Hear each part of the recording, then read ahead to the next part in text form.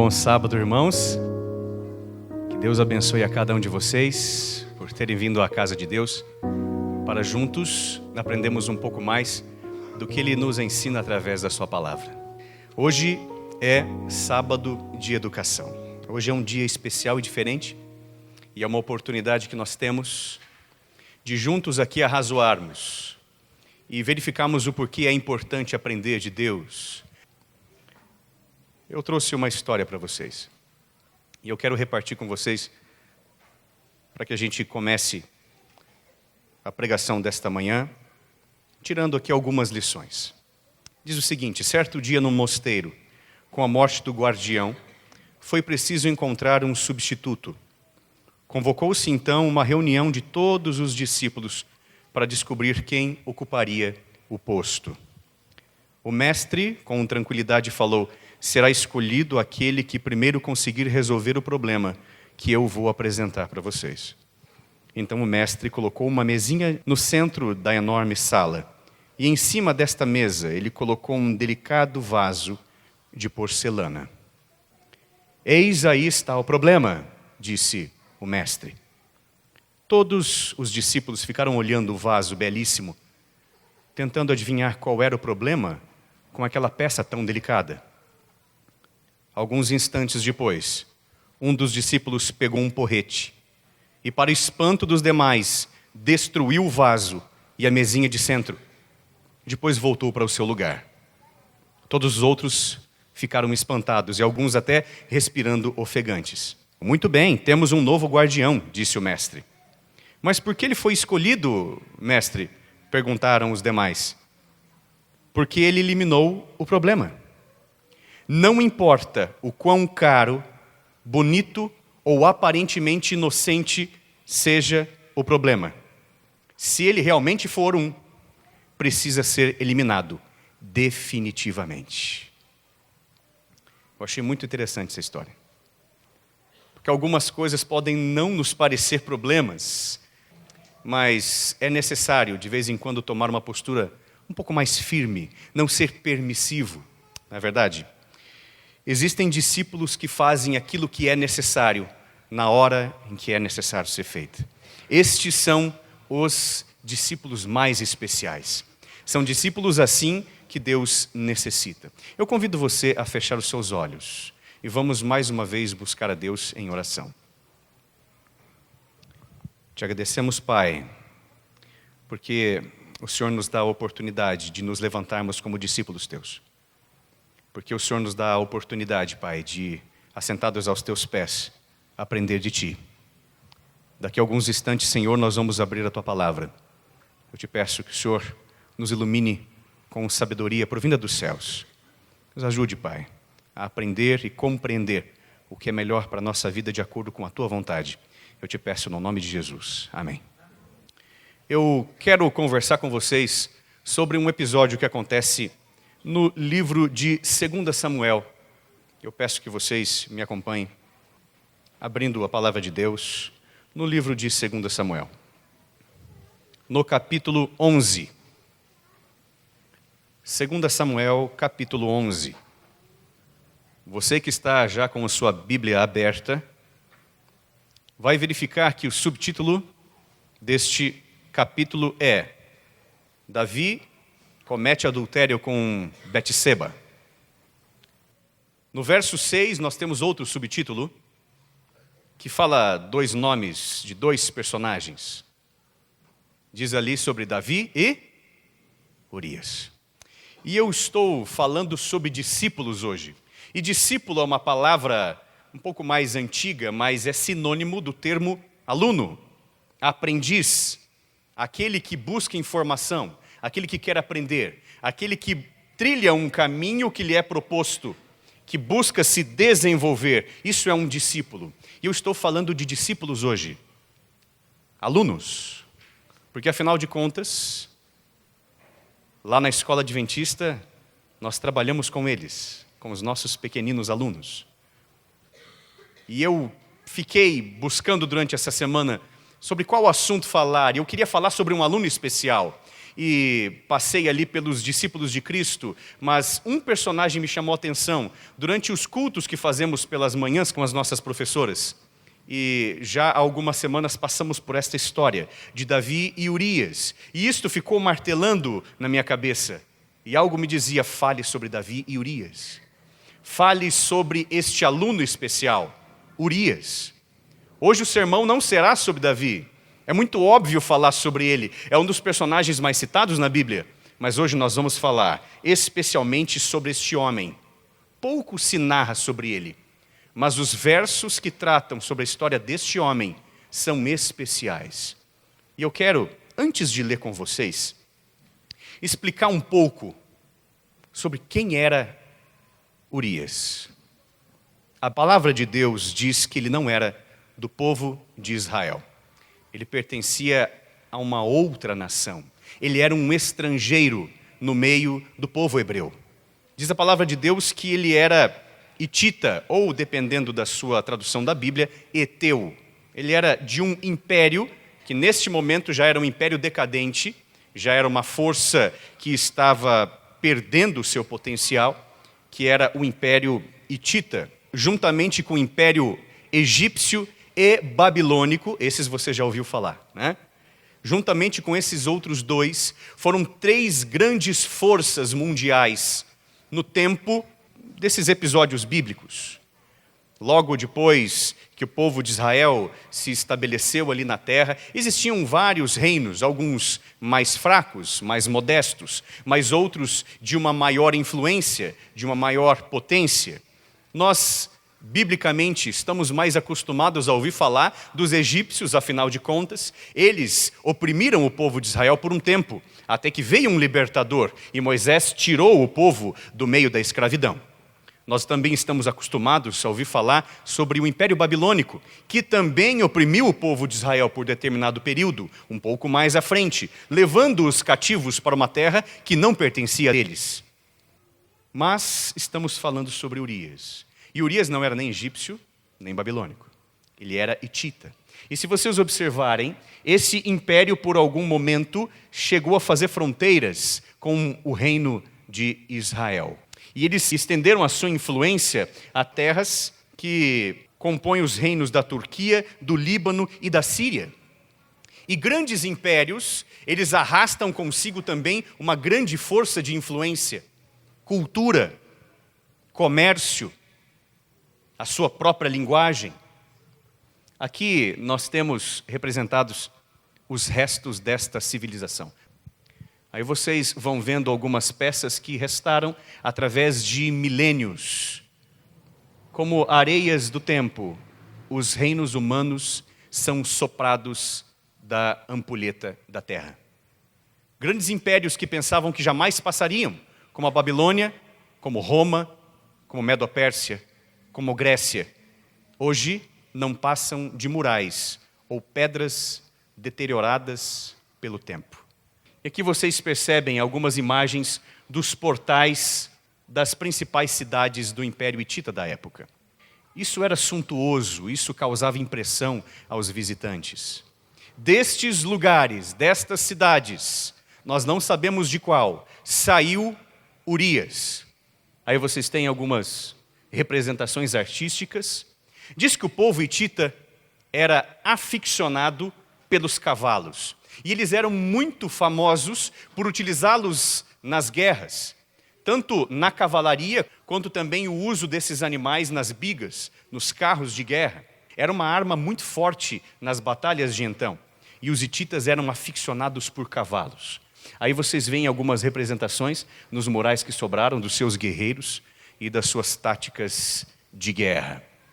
Os hititas, como os povos do passado, também eram muito conhecidos pela sua pluralidade de deuses. Eles eram politeístas. E, usando a linguagem da juventude de hoje, eles eram politeístas com força.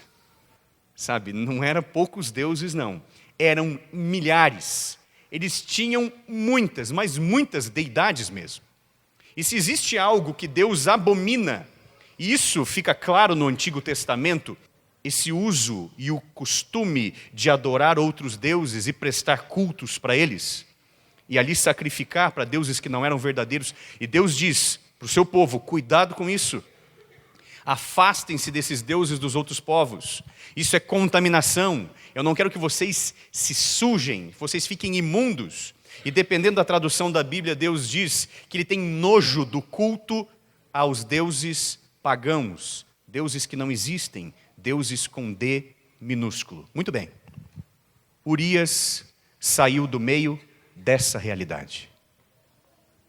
Se você retornar um pouco pela história, você vai ver que Davi, antes de ser rei de Israel, ele peregrinou por várias terras circunvizinhas. E ele passou por vários lugares, ele travou muitas batalhas. E Davi era um homem de guerra, e a sua influência, eu fico imaginando, ficar perto de Davi, não tinha como não aprender com ele. Ele era alguém dedicado a Deus, mas ao mesmo tempo muito corajoso. E o que ele fez em campo de batalha entrou para a história. Tanto é que no meio do seu povo mesmo, enquanto Saul reinava, as pessoas cantavam: olha, Saul matou os milhares, mas Davi matou seus 10 milhares. Davi sim é um herói de guerra. E hoje a criançada assiste filmes de heróis, mal imaginam eles pelo que passou as pessoas reais da antiguidade, entre eles Davi.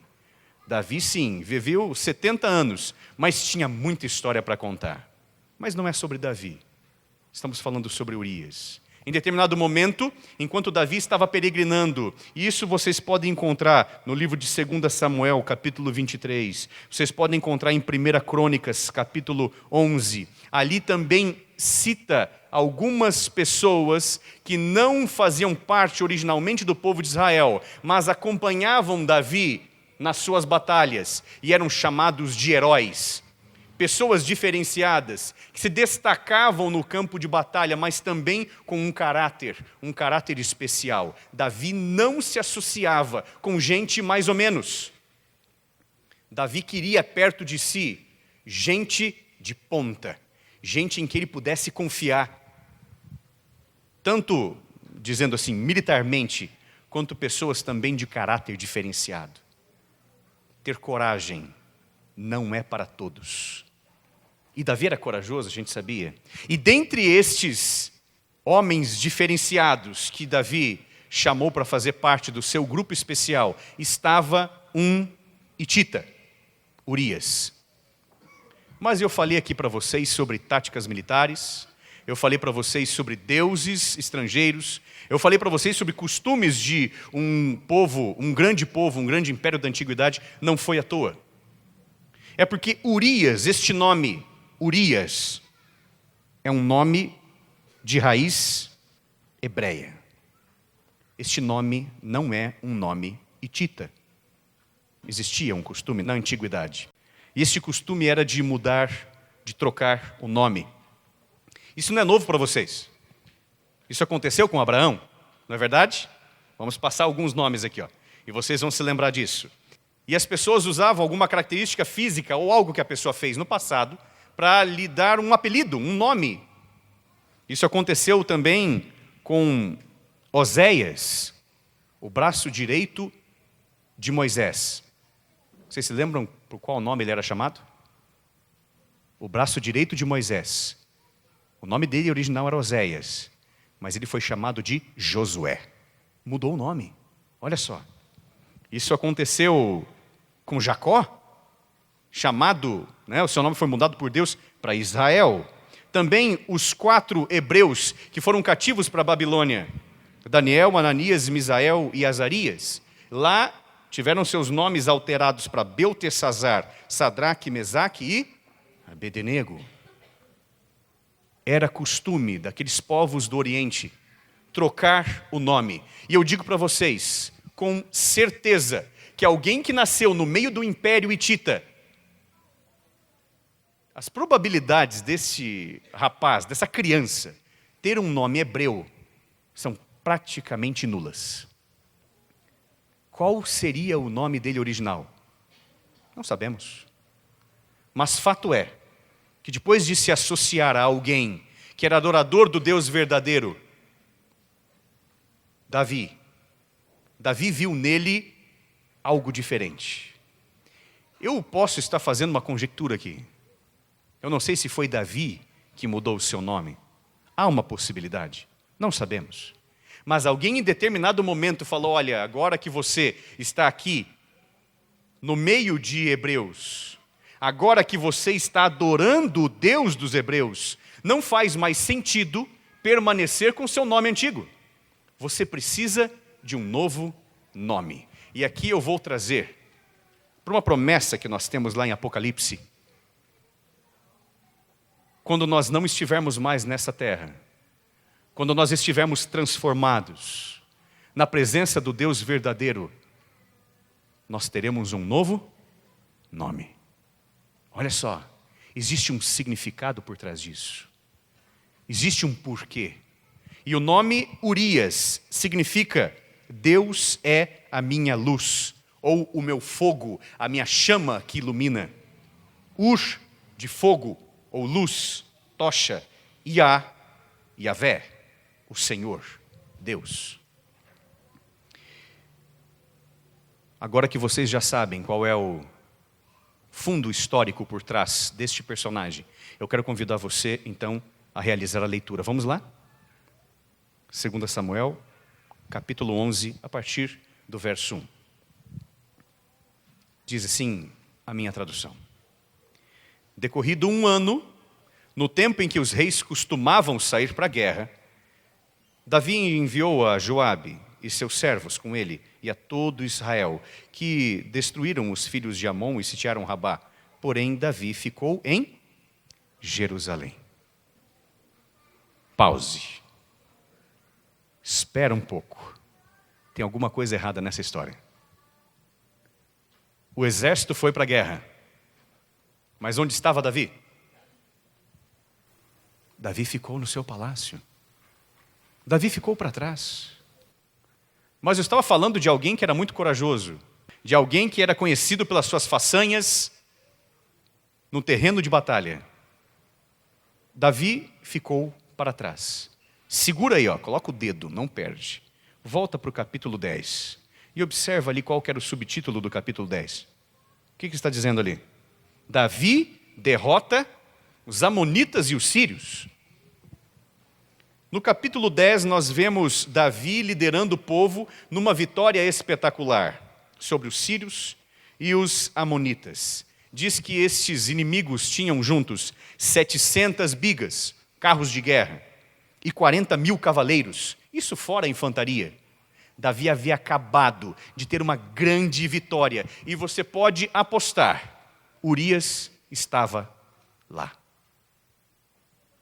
Urias sabia tudo sobre batalhas com cavalos. Urias sabia tudo sobre como aquele exército inimigo ia se movimentar. Davi precisava dos conselhos deste guerreiro. Era sabedoria, conhecimento importado. Estava ali, era muito útil para ele. Mas depois dessa grande vitória, em outro momento, Davi ficou para trás. Ele tinha muita gente em quem ele podia confiar. Ele tinha feito muitos alunos. Ele tinha instruído muita gente no caminho do Senhor. E Davi, como nós falamos aqui, era uma forte influência. Era alguém de personalidade que não dava para ignorar. Já ficaram perto de gente assim? Já viram pessoas desse jeito num círculo de conversa e você percebe que alguém é diferente. E quando ele fala, todo mundo presta atenção. Davi era assim. Ele centralizava, ele era rei. Eu fico imaginando, enquanto estava no campo de batalha, todos aqueles soldados que haviam sido escolhidos especialmente por Davi, para serem influência boa no meio do povo, eles ficavam se lembrando dos conselhos que haviam recebido do seu professor Davi. Olha, Davi nos orientou a fazer isso, isso e assim. E Urias lembrando, olha, agora eu sirvo a um Deus real, porque eu já vi ele atuando.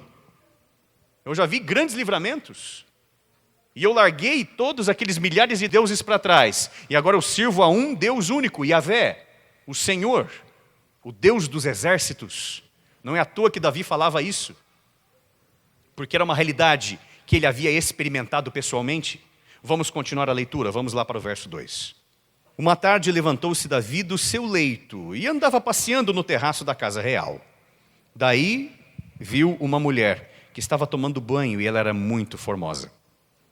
Davi mandou perguntar quem era e disseram-lhe: é Batseba, filha de Eliã, e mulher de Urias, o heteu ou hitita, dependendo da sua tradução. E alguém lhe falou: o rei, sabe Urias? Aquele que largou do povo dele, que veio para o nosso povo, que seguiu os seus passos, que pela sua influência agora adora o Deus verdadeiro, pois bem, é a esposa dele. Então Davi enviou mensageiros para que a trouxessem. Ela veio e se deitou com ela. Tendo-se ela purificado da sua imundície, voltou para casa. A mulher concebeu e mandou dizer a Davi: rei, eu estou grávida. Verso 6. Então Davi mandou mensageiros a Joabe, dizendo: manda-me Urias, o heteu. E Joabe enviou Urias até Davi. Vindo, pois, Urias até Davi, perguntou este: como passava Joabe? Como se achava o povo? E como ia a guerra? Depois disse Davi a Urias: desce até tua casa, lava os teus pés. Saindo Urias da casa real, logo se lhe seguiu um presente do rei. Porém Urias se deitou à porta da casa real, com todos os servos do seu senhor, e não desceu para a sua casa. Fizeram-no saber a Davi, dizendo: Urias não desceu à sua casa. Então disse Davi a Urias: não vens tu de uma jornada? Por que você não foi para a tua casa? E respondeu Urias a Davi: a arca do Senhor, Israel e Judá, o exército, ficam em tendas. Joabe, meu senhor, e os servos do meu senhor estão acampados ao ar livre. Hei eu de entrar na minha casa para comer e beber e para me deitar com a minha mulher? Tão certo como tu vives e como vive a tua alma, eu não farei tal coisa. Então disse Davi a Urias: demora-te aqui ainda hoje e amanhã te despedirei. Urias, pois, ficou em Jerusalém aquele dia e o seguinte: Davi o convidou, comeu e bebeu diante dele e o embebedou. À tarde saiu Urias a deitar-se na sua cama com os servos do seu senhor, porém não desceu à sua casa. Nós estamos falando aqui de um soldado. Nós estamos falando aqui de alguém diferenciado. Alguém que recebe ordens, que compreende o que é necessário e faz exatamente aquilo. Não se desvia uma linha para a esquerda ou para a direita. Sabe o que é mais impressionante? É que nós, como professores, não educamos os nossos alunos para que sejam menos do que nós. Sabe por quê? Primeira coisa, porque nós somos falhos. Porque eu, como diretor daquela escola, porque os professores, como responsáveis pela educação daquelas crianças também, mesmo que a educação venha de casa e apenas seja complementado na escola, mas ainda assim é uma responsabilidade nossa. Mesmo assim, tendo essa responsabilidade, nós somos falhos. E em determinado momento, pode acontecer de um aluno virar para mim, virar para a professora Isis, virar para alguém que trabalha lá e falar assim: mas espera um pouquinho. Será que é assim mesmo que nós temos que proceder? Olha, o dia em que isso acontecer, eu oro a Deus para que Ele me abra os olhos imediatamente. Não aconteceu isso com Davi. Davi resistiu. Mas em outros momentos ele foi mais rápido para se arrepender e para voltar atrás. Mas quando nós educamos alguém não para nos seguir, porque nós somos falhos, cheios de defeitos. Nós educamos essas crianças. E eu digo isso não só da Escola Adventista de Apucarana, eu falo isso também de todos os outros milhares de centros onde se atua em nome de Deus, educando crianças para seguir um caminho reto e perfeito. Quando nós educamos essas crianças, não é para nos seguir. É para que elas sigam a Jesus. É para que elas sigam o exemplo de Cristo. E foi isso que Davi havia ensinado a Urias, a ser reto, a respeitar a Deus, a fazer aquilo que lhe era esperado, a ser uma pessoa de confiança. Vamos continuar a leitura. Pela manhã, Davi escreveu uma carta a Joabe e lhe mandou por mão de Urias. E escreveu na carta dizendo: coloque Urias na frente da maior força da batalha e deixe-o sozinho, para que seja ferido e morra. Tendo, pois, Joabe sitiado a cidade, pôs Urias no lugar onde sabia que estavam homens valentes do outro lado. Saindo os homens da cidade e pelejando contra Joabe e seu exército, caíram alguns do povo, dos servos de Davi. E morreu também Urias, o heteu. Vocês podem estar olhando para mim e perguntando assim: o que o Volpone está tentando dizer? Olha qual foi a recompensa desse homem por ser fiel. Morreu. Morreu em campo de batalha. Se ele fosse mais esperto, alguns diriam, ele teria pegado a carta e dado uma espiadinha. Mas justamente por saber que Urias era confiável, foi que Davi entregou a carta na mão dele. Eu vou dizer, gente, essa história é triste, porque eu gosto de Davi. Eu me identifico com ele pela sua humanidade, porque cometia erros e via a necessidade de se arrepender.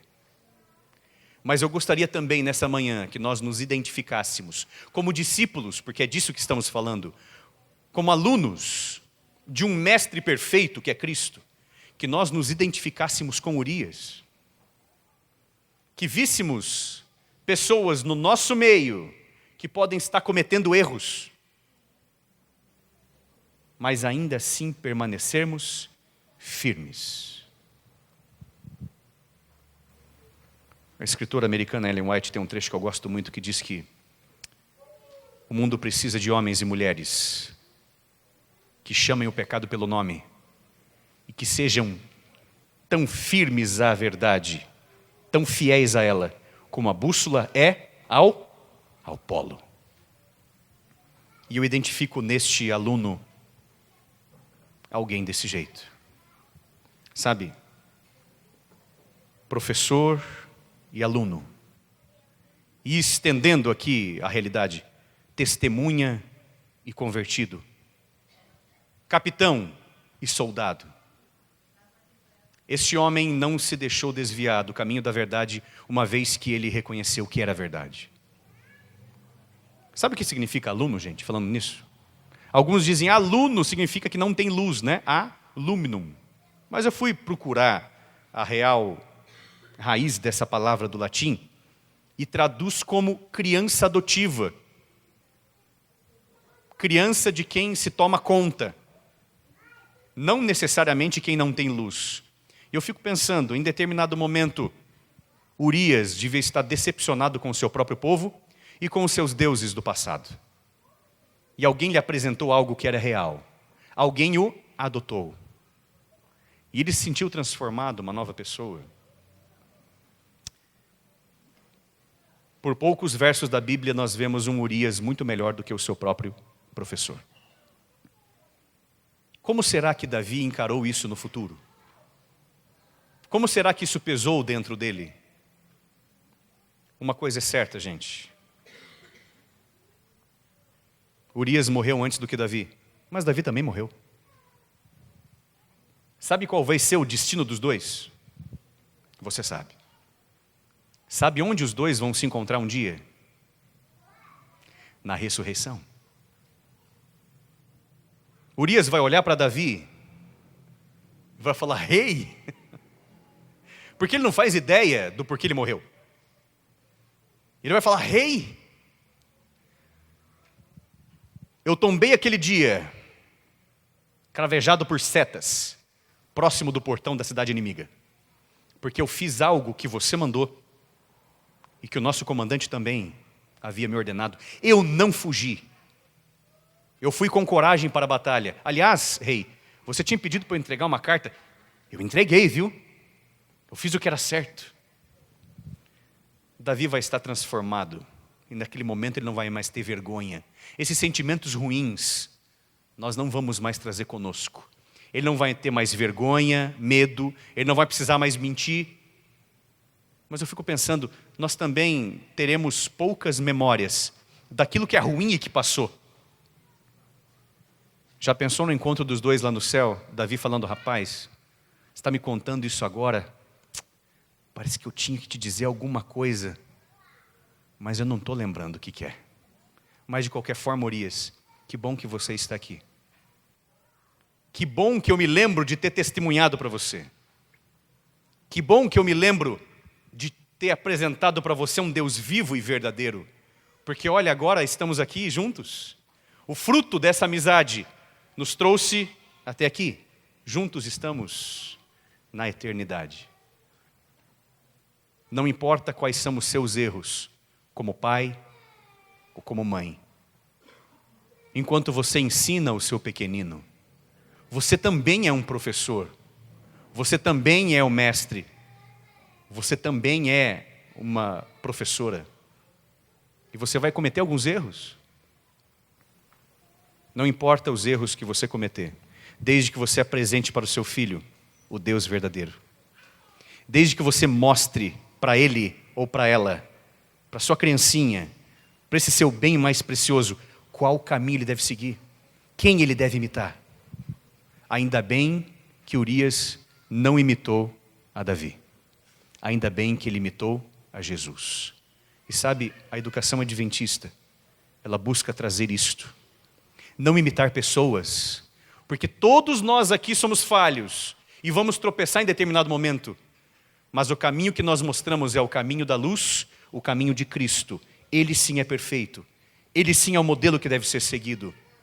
E é o nome dele que deve ser exaltado para todo sempre. Urias morreu, Davi também morreu depois. Ambos estarão no paraíso, nós já sabemos disso. E sabe, Jesus, quando receber Urias nos portões, vai mudar o nome de Urias de novo. Não é interessante isso? Todos nós receberemos um novo nome. E ele terá um nome mudado pela segunda vez. Você também terá um nome novo. Como ele será? Não sabemos. Mas vai ser algo maravilhoso, um presente que Deus vai dar para você. Eu espero de todo o meu coração que você e eu observemos atentamente quais são os nossos pecados. Busquemos transformação e arrependimento, como fez Davi. Mas mais especial, falando sobre o discípulo Urias, que sejamos como este homem, que um dia largou tudo, a sua história, o seu povo e os seus costumes. Ele deixou para trás para seguir o caminho que ele reconheceu como direito e como correto. Que Deus nos abençoe como seu povo a sermos testemunhas para o mundo em agonia que precisa de exemplos verdadeiros. Em nome de Jesus, amém. Incline sua fronte e vamos falar com o nosso Deus.